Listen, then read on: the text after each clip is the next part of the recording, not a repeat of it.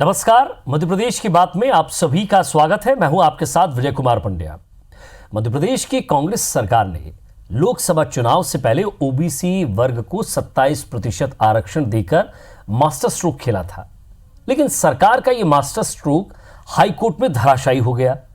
Court ने आरक्षण की सीमा 50% पार करते ही उस पर रोक लगा दी। अब हाईकोर्ट के इस फैसले के बाद पासा पलट गया, सियासी खेमेबंदी शुरू हो गई। ऐसे में सवाल यही है कि हाईकोर्ट का यह फैसला आगामी लोकसभा चुनाव में कितना असर डालेगा, क्योंकि जिस वर्ग के लिए यह फैसला लिया गया है, मध्य प्रदेश में 51% वर्ग उसका है, तो आखिर उसे साधने की कोशिश थी क्या? ये रिपोर्ट देखिए जरा।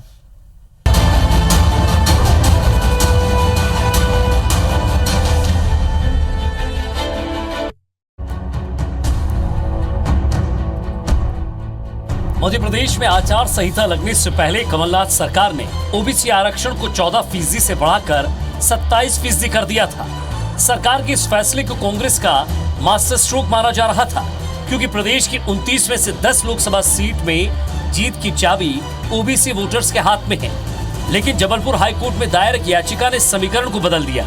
सामान्य वर्ग की 3 छात्राओं की ओर से हाईकोर्ट में एक याचिका दायर की गई, जिस पर सुनवाई करते हुए हाईकोर्ट ने ओबीसी को पहले की तरह सिर्फ 14% आरक्षण देने की व्यवस्था दी और मामले में राज्य सरकार को नोटिस जारी कर जवाब मांगा। देखिए, रिजर्वेशन पॉलिसी जो इंडिया में है वो आर्टिकल 16 सब क्लॉज 4 के अंतर्गत ये कहती है कि जो SC ओबीसी का जो टोटल रिजर्वेशन है वो किसी भी हालत में 50% के ऊपर नहीं एक्सीड होना चाहिए। जबलपुर हाईकोर्ट की ओर से 27% ओबीसी आरक्षण पर रोक लगाए जाने की ठीक बाद सियासत भी गरमा गई। बीजेपी ने जहां इसे चुनावी स्टंट बताया, तो दूसरी ओर कांग्रेस ने हाईकोर्ट के फैसले को सुप्रीम कोर्ट में चुनौती देने की बात कही।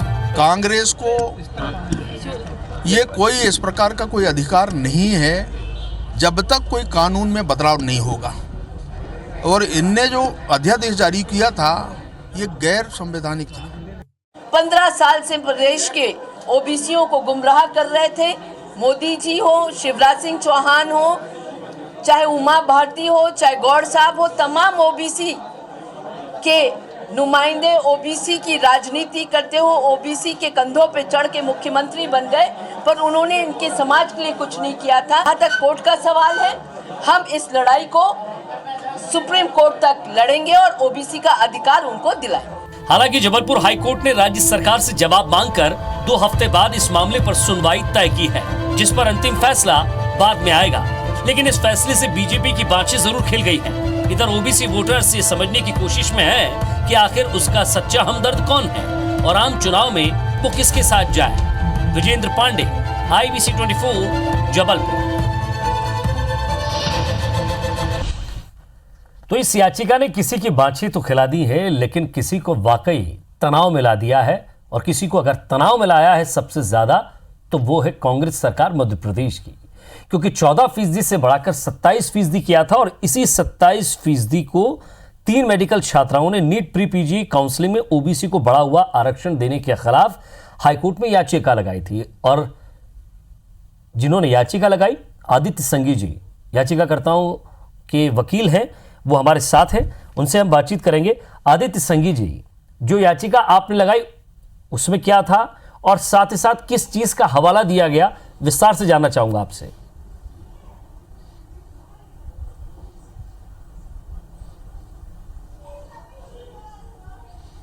देखिए, आर्टिकल 14, आर्टिकल 15 एवं आर्टिकल 16 को कहीं कलेक्टिवली पढ़ा जाए तो ये बात बिल्कुल क्लियर होती है कि SC ST OBC का जो रिजर्वेशन है that can not exceed more than 50% at any cost. उसके बाद 1995 का जो लैंडमार्क जजमेंट है 7 जजेस का of the honourable supreme court, जो Indira Sawhney versus union of India के नाम से फेमस है, उस जजमेंट में सुप्रीम कोर्ट ने बिल्कुल क्लियर कर दिया कि तीनों का टोटल रिजर्वेशन जो है वो 50% से ज्यादा एक्सीड नहीं कर सकता। जी। अब जो प्री PG की काउंसलिंग 2018 में हुई थी, उसका कहीं अपन रूल बुक देखें तो उसमें SC को 16% दिया गया था, ST को 20% दिया गया था रिजर्वेशन, और OBC को 14% दिया गया था। लेकिन इस बार जो ऑर्डिनेंस नंबर 2 ऑफ 2019 गवर्नर के द्वारा साइन किया गया, जो 8 मार्च को दिया गया 2019 को, उसमें वर्ड ये लिखा हुआ है, to substitute 14% reservation of OBC in place of 14% bring 27%. That will exceed to 63% reservation in toto, which is absolutely illegal as per the Constitution of India and as per Article 14, 15 and 16 of the Constitution. ये संविधान का उल्लंघन करता है। तो इसलिए आज argument सुनने के बाद honourable division bench of the high court of Madhya Pradesh ने, जी हाँ, पूरी तरह से जी आदित्य किसी संघी भी जी, कंडीशन में जी, आप कहिए, अपनी बात 50% को एक्सीड नहीं कर सकते। तो इसीलिए फिर जब हाईकोर्ट ने, क्योंकि इंदिरा साहनी का जो जजमेंट है 1995 का, वो हर चीज को पूरी तरह से क्लियर कर देता है। बहुत लंबा जजमेंट है 7 जजेस का, और चीफ जस्टिस ऑफ इंडिया ने उसमें बहुत अच्छे ढंग से समझाया गया है कि क्यों 50% से ज्यादा आप रिजर्वेशन दे ही नहीं सकते इस देश में। तो इसलिए हाईकोर्ट ने यह माना है कि ये जो 27% 14% की जगह दिया जा रहा है, ये गलत है, और इसीलिए ये कहा गया है कि 14% से ज्यादा जो रिजर्वेशन लिखा हुआ है ओबीसी के लिए, उसको हम स्टे कर रहे हैं। जी, बहुत सरल शब्दों में अगर समझना चाहूं आदित्य संघी साहब, तो इससे नुकसान क्या होने वाला था बाकी वर्गों के लोगों को, जरा वो भी विस्तार से समझा दीजिए।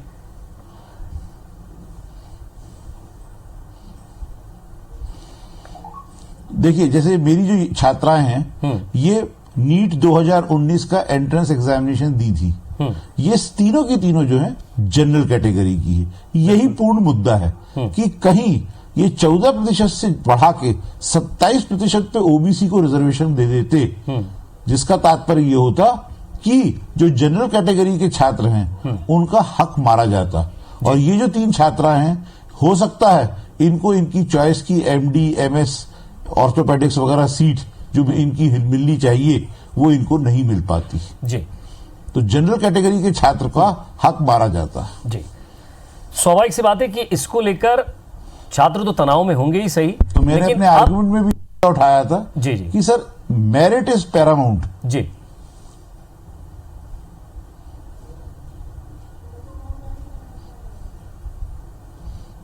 क्योंकि हर बड़े जजमेंट में ऑनरेबल सुप्रीम कोर्ट ये कहता है कि first of all merit has to be looked. कहीं आप रिजर्वेशन को इस एक्सटेंट तक खींचते जाओगे जस्ट टू गार्निश वोट्स, तो इस देश में फिर मेरिटोरियस बच्चा जाएगा कहां? Merit has to be given some importance at least. कहीं 50% सीट्स आज अवेलेबल हैं फॉर जनरल कैटेगरी, तो कम से कम उससे तो छेड़छाड़ नहीं होनी चाहिए। लेकिन अनफॉर्चुनेटली आप रिजर्वेशन इतना ज्यादा बढ़ा रहे हो कि 14 से 27%, मतलब टोटल ये बैठता 63%, which is against the basic spirit of the constitution of India. लेकिन एक महत्वपूर्ण बात ये कि दुर्गेश शर्मा जी भी हमारे साथ जुड़ेंगे, कांग्रेस प्रवक्ता हैं, हमारे साथ मैंने ड्राफ्ट किया था। जी जी, हाँ जी जी। आदित्य संघी जी, धैर्यवर्धन जी भी हमारे साथ जुड़ेंगे, बीजेपी कांग्रेस के 2 बड़े नेता हमारे साथ जुड़ेंगे, उनसे भी हम बातचीत करें। लेकिन मैं जिस तरह से आपने ये बताया कि ये 50% से ज्यादा हो रहा था, 63% हो गया था, क्योंकि ओबीसी 14% था, जिसे बढ़ाकर 27% किया गया। एससी 16% है, एसटी 20% है।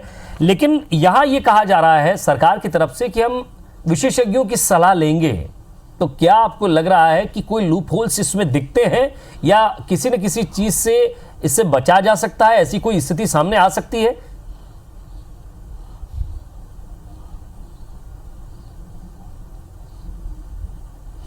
देखिए, मैंने जब ये पिटीशन बनाई थी, टाइम भी मैंने करीब 2 दिन अध्ययन किया था, और इंदिरा साहनी का जो जजमेंट है 1995 का, उसके बाद से लगभग 6 बड़े जजमेंट और आ गए हैं ऑनरेबल सुप्रीम कोर्ट के, जो 2018 तक मैंने पढ़े हैं, और मेरे हिसाब से इसमें कोई लूपहोल बचता ही नहीं है, क्योंकि कोई गुंजाइश है ही नहीं किसी भी तरह की कि किसी भी तरह से आप 50% से ज्यादा एक्सीड कर पाओ।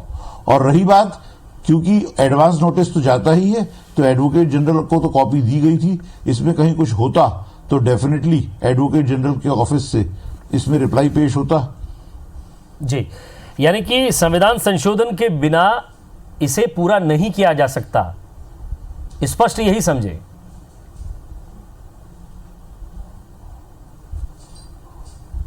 जी हाँ, जी हाँ, मेरा यही मानना है। और वो जो अमेंडमेंट है कॉन्स्टिट्यूशन में, वो भी ऐसा आसान अमेंडमेंट नहीं है जैसा सोचा जा रहा है। जी आदित्य जी, हमारे साथ दो विशेषज्ञ हैं अपनी अपनी पार्टियों के, दुर्गेश शर्मा साहब, धैर्यवर्धन शर्मा जी।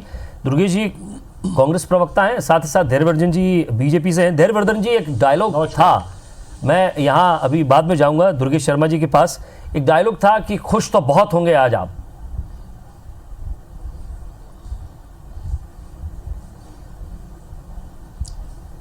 नहीं, खुश और दुख की बात नहीं है। बात केवल इतनी सी है कि मध्य प्रदेश के मुख्यमंत्री जी को ये सोचना चाहिए था कि वो जो निर्णय करने जा रहे हैं उसमें समाज के लोग मजाक का पात्र न बने, उपहास का पात्र न बने। आप पढ़े लिखे लोग हैं, आप सरकार चला रहे हैं, आपके पास विधि विशेषज्ञ हैं, आपको समझना चाहिए कि आपकी ताकत कितनी है।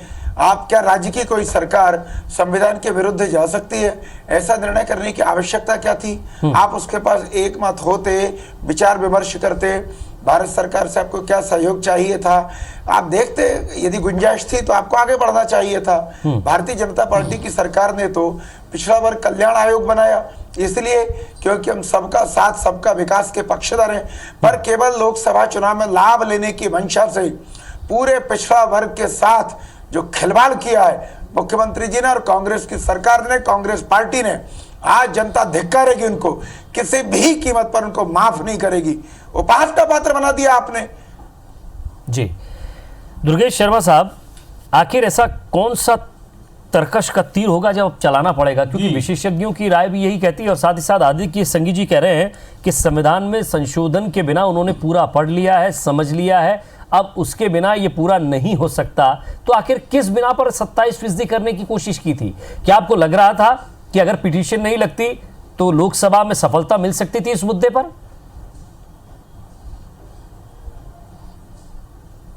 विजय जी, हर फैसला या हर कार्य केवल चुनाव के लिए करना भारतीय जनता पार्टी की शैली हो सकती है, कांग्रेस की नहीं। आज कमलनाथ जी ने यदि निर्णय लिया था तो वह मध्य प्रदेश की जो पॉपुलेशन है, मध्य प्रदेश के अंदर ओबीसी 56% है, उसको देखते हुए लिया था। और ये पहले दिग्विजय सिंह जी के शासनकाल में भी था, वो प्रयास किया था। उस समय मध्य प्रदेश के अंदर कांग्रेस की गवर्नमेंट हट के बीजेपी गवर्नमेंट जब आई थी तो उस समय उमा भारती जी के शासन में इस पे न्यायपालिका में स्टे वगैरह हुआ था, पर भारतीय जनता पार्टी ने पिछड़ों के पक्ष में किसी तरह का कोई प्रयास नहीं किया। कांग्रेस की सरकार ने आके पिछड़ा समाज की चूंकि बहुत आदत है मध्य प्रदेश में, इसलिए उनके पक्ष में निर्णय लिया। और ये निर्णय केवल हिंदुस्तान के अंदर मध्य प्रदेश में ही नहीं है, तमिलनाडु में, उड़ीसा में 50% से ज़्यादा आरक्षण है, और उसी का आधार बना के आज मध्य प्रदेश सरकार ने इस आरक्षण को आगे बढ़ाया था। निश्चित अपना पक्ष के न्यायपालिका के समक्ष मध्य प्रदेश सरकार रखेगी, और इस पे जो निर्णय है उचित निर्णय आएगा, निश्चित आएगा। जी आदित्य संगी जी कुछ कहना चाह रहे हैं। आदित्य जी, के कल्याण की मंशा होती तो लोकसभा चुनाव की आदित्य जी, यहाँ तमिलनाडु का हवाला दिया जा रहा है, क्या आपको लगता है कि देखिए, मैं बताना चाहूंगा जी, देखिए, पहली बात मैं आपको बताना चाहूंगा, जहां तक तमिलनाडु का जो मुद्दा है वो ऑलरेडी सुप्रीम कोर्ट में चैलेंज हो चुका है, सुप्रीम कोर्ट में सब जुडिस है। हाँ, मैंने उसका अध्ययन किया हुआ है। मेरे हिसाब से तमिलनाडु का जो ऑर्डर है वो पूरी तरह से गलत है और सुप्रीम कोर्ट उसको रिवर्स करेगी। सेकेंडली, जो ये कहा जा रहा है कि विशेषज्ञ द्वारा अभी अध्ययन किया जाएगा वगैरह वगैरह, मैं ये बताना चाहूंगा कि जो ऑर्डर पास हाईकोर्ट ने किया है ये कोई एक्स पार्टी ऑर्डर नहीं है, ये बाय पार्टी ऑर्डर है। इसमें सरकार की तरफ से एडिशनल एडवोकेट जनरल ने काफी देर बहस की और पूरी बहस उनकी सुनने के बाद ये आदेश पारित हुआ है। तो ऐसा नहीं कहा जा सकता कि सरकार जो है, सरकार को अभी कुछ मालूम ही नहीं था। ये पूरी बहस सुनने के बाद ही माननीय न्यायालय ने अपना ये ऑर्डर दिया है जिसमें इसको स्टे किया गया है। तो सवाल यही उठता है ना सर, अब दुर्गेश शर्मा साहब, आखिर क्या सोचकर ये फैसला लिया गया, किसकी सलाह से ये फैसला लिया गया, और सवाल ये भी कि अब ओबीसी वर्ग कहां जाए, किसकी तरफ देखे? क्योंकि आपने एक चुनावी लॉलीपॉप तो फेंका था लेकिन वो कैच होने के बजाय नीचे गिर गया।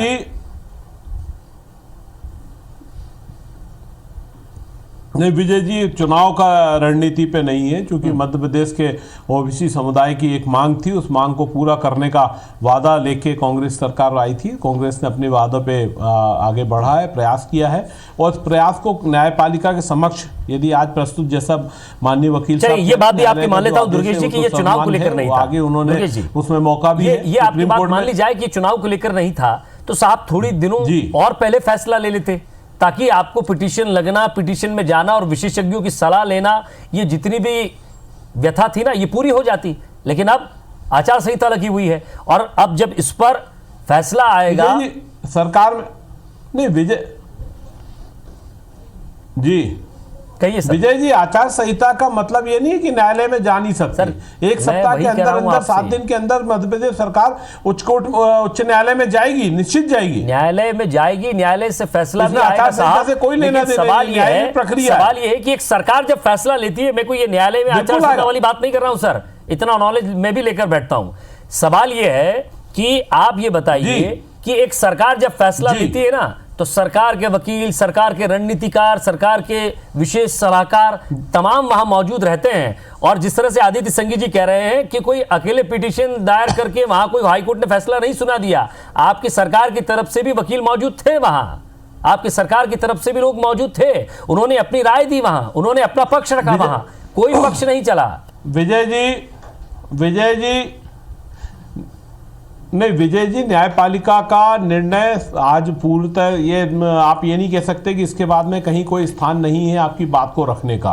आज यदि कहीं कोई बात पूरी, अपना जो भी निर्णय आया है उस निर्णय को दोबारा चैलेंज किया जाएगा, उस निर्णय पे पुनः विचार होगा, विचार का भी माध्यम है, रास्ता है, और उस पर चर्चा होने के बाद में काम होगा। जैसे भारतीय जनता पार्टी कोई रास्ता नहीं बचा, राजनीति करने आए कि साहब ये तो चुनाव के कारण था, और आज आदरणीय ये रास्ता यदि न्यायालय के पास जाने का रास्ता है तो है, वहां अपना पक्ष रखने का रास्ता है तो है, तमिलनाडु आज यदि सुप्रीम कोर्ट में है तो है, तो सवाल ये है कि आखिर उलझाएं क्यों? सरकार भी जाएगी। मैं आपसे यही पूछ रहा हूं कि चलिए ये न्यायालय की प्रक्रिया है, वो न्यायालय में चला जाएगा, न्यायालय को उलझाने वाली उस पर बात करना बिल्कुल सही जी, लेकिन किसी भी मसले को अटका देना, ये कहां की बात है? कोई औचित्य नहीं विजय जी, कोई मसला अटकाया नहीं है। मध्य प्रदेश में संविधान, मध्य प्रदेश के अंदर गजट नोटिफिकेशन करके राज्यपाल से उस निर्णय पे मोहर लगाने के बाद ही मध्य प्रदेश सरकार आगे बढ़ी है। आज उसके बाद में अगले कदम पे यदि कोर्ट में मामला गया है तो निर्णय कोर्ट को देना है, कोर्ट ने अपना एक पक्ष रखा है, आगे का पक्ष मध्य प्रदेश सरकार अपना उच्च न्यायालय में जाके रखेगी, निश्चित उस पर निर्णय आएगा। यदि यहाँ परिस्थिति नहीं बनती तो और आगे प्रयास किया जाएगा। मध्य प्रदेश सरकार अपने बहुत मुश्किल होगा साहब, दुर्गेश शर्मा साहब, बहुत मुश्किल होगा आपके लिए कि आखिर इन सीटों पर, मैं सीटें बता रहा हूं, जरा गौर कीजिएगा आप उन पर, भोपाल, जबलपुर, दमोह, खजुराहो, खंडवा, होशंगाबाद, सागर, मंदसौर, सतना और रीवा, ये वो इलाके हैं जहां आपने जिस वर्ग का परसेंटेज 27% किया था। इसे कैसे लड़ेंगे आप? किस व्यक्ति को टिकट देंगे? सब मामला फंस चुका है फिलहाल, तो अधर में दिखता है यहां से। विजय जी, पहली बात तो विजय जी, ये वोट की राजनीति के लिए निर्णय कोई से नहीं लिए। मध्य प्रदेश सरकार में कांग्रेस की सरकार आने से पहले जो हम वचन पत्र लाए थे, उस वचन पत्र में जो भी हमारे वादे या जो हमने जनता के बीच में अपने पक्ष रखे थे, उन पर हम काम कर रहे हैं। ये हम वोट के लिए नहीं कर रहे, भारतीय जनता पार्टी उस पर करना चाहती है तो करे, पर यह है मैं पूछूंगा, देरवर्धन जी भी काफी देर रख के बैठे। दुर्गेश शर्मा साहब, मुझे एक बता दीजिए, एक मैसेज मुझे आया, एक मैसेज मुझे हमारे मित्र का आया, और उसने मुझसे पूछा कि साहब अब हमें आरक्षण मिलेगा कि नहीं मिलेगा, क्योंकि ऐसे में सरकार के प्रति सहानुभूति बन जाती है ना साहब, मैं कहां जाऊं, किधर जाऊं, उसकी व्यथा को कौन सुनेगा?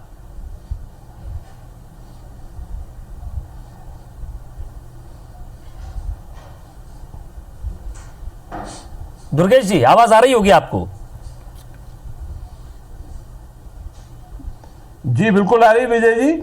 मेरे को लगा आप जयवर्धन जी से पूछ रहे हैं। मेरा ये कहना है, निश्चित आज यदि उनके पास में समस्या है, समस्या का निदान है, समस्या का निदान है, निश्चित निदान का हर एक स्टेप है। आज को न्यायपालिका के समक्ष जाएंगे, हो सकता है कि आने वाले समय में सरकार के पास में यदि इस बात को लेके आया मामला आता है कि भैया आप इसको संविधान में लेके आए, तो वो भी प्रयास किया जाएगा। हम लोग उस तरीके के काम नहीं करते कि दरवाजे तो खुले हुए हैं दुर्गेश साहब, लेकिन बताएंगे संविधान में हम बातें तो करेंगे, पर हम वहां सवाल ये है कि सिरा मिलता नहीं और हम प्रयास करते हो, प्रयास पुख्ता करते हैं।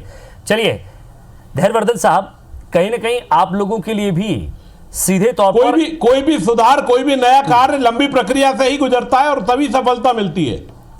मेरा केवल इतना कहना है, मध्य प्रदेश के मुख्यमंत्री भारत सरकार में मंत्री रहे, लंबे समय से सांसद हैं, वो प्रदेश की कानून को लागू करने की और देश के कानून बनाने के दोनों के स्तरों को भलीभांति समझते हैं कि केंद्र सरकार को क्या अधिकार है, राज्य सरकार को क्या अधिकार है। इस सब के बावजूद भी आज इनको बताना चाहिए, क्या पूर्व मुख्यमंत्री दिग्विजय सिंह के कहने पर इन्होंने ये कदम उठाया या कमलनाथ जी ने अपनी बुद्धि विवेक से ये निर्णय लिया? इस निर्णय का हश्र जानते थे, ये इलेक्शन लॉलीपॉप था, विशुद्ध चुनावी लॉलीपॉप। और इनकी आज जो इनको दुख हो रहा है वो केवल इस बात का हो रहा है कि माननीय न्यायालय ने फैसला आज दे दिया। मध्य प्रदेश में वोटिंग हो जाने के बाद अगर ये फैसला आया होता तो कांग्रेस की सेहत पर कोई फर्क नहीं पड़ना था, क्योंकि इनका काम हो चुका होता, जिस कारण से इन्होंने ये फेंका था पासा। आज इसलिए दुखी है ये लोग कि चुनाव के पहले ही दूध का दूध और पानी का पानी कर दिया। प्रदेश की सरकार को हैसियत बता दी माननीय उच्च न्यायालय ने कि आप अपनी लिमिट से बाहर जा रहे हैं। हमारे साथ जुड़ गए आदित्य संघी साहब, भला करिए, किसी भी जाति का हित करिए, कौन आपको रोक रहा है? छात्रों के साथ जो नौकरी पेशा वाले हैं, जो बेरोजगार हैं, उन पर तो इसका असर पड़ता ही, लेकिन राजनीतिक तौर पर भी इसका असर पड़ता। और अगर इसका फैसला मान लीजिए कि चुनाव के बाद आता तो आखिर किस तरह की गंभीर स्थिति बनती है आदित्य संघी जी? क्योंकि जब आपने पिटीशन लगाई होगी तो हर पहलू को छुआ होगा आपने।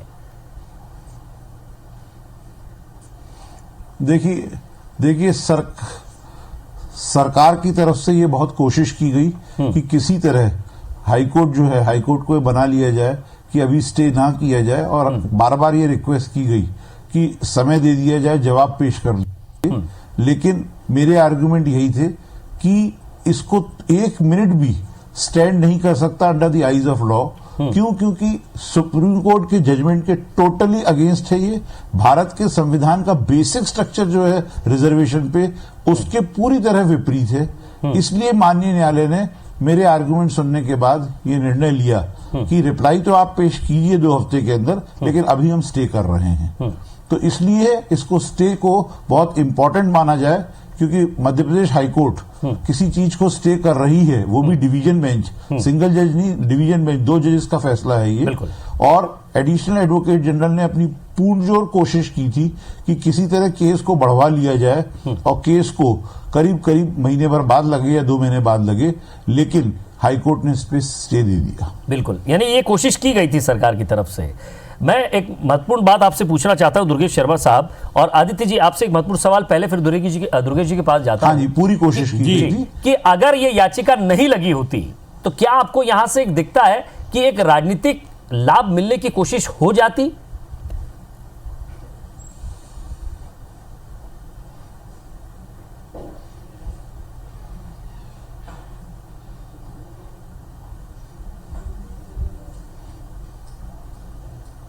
आदित्य संघी जी आपसे पूछा मैंने ये।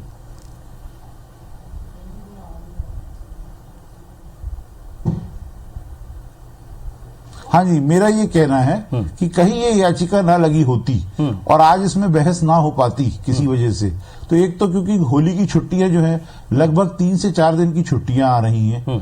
दूसरी चीज कि ये याचिका अपने आप में इतनी महत्वपूर्ण थी कि ये भारत के संविधान के आर्टिकल 14, 15 एंड 16 के मूलभूत ढांचे को टच कर रही थी। और इंदिरा साहनी का जो जजमेंट है 1995 का, उसको इंटरप्रेट करने की कोई गुंजाइश बची नहीं है, क्योंकि पिछले 30 साल से उस जजमेंट के कारण ये बात साबित हो चुकी है कि 50% से आप 1% भी आप इंक्रीज नहीं कर सकते।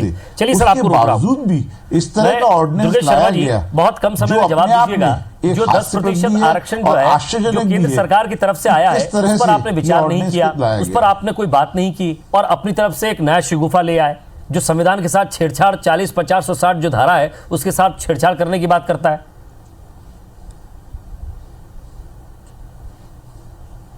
नहीं विजय जी, पूरे मध्य प्रदेश सरकार ने कानूनी पहलुओं को देखते हुए ये निर्णय लिया था।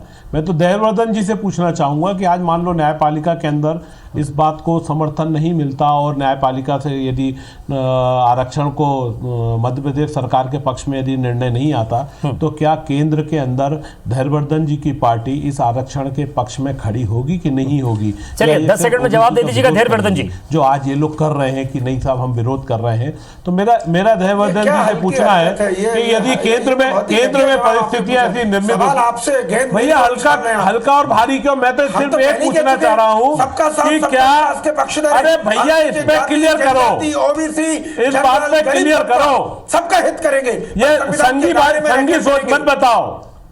यही आप ये बात करो कि ये निर्णय यदि कोर्ट में मान लो किसी कारण से नहीं पास होता है और केंद्र में परिस्थितियां आती हैं, तो क्या आप परिस्थितियों के साथ में परिस्थितियां कैसी आती है, परिस्थितियां कैसी आएगी, रहोगे या नहीं रहोगे?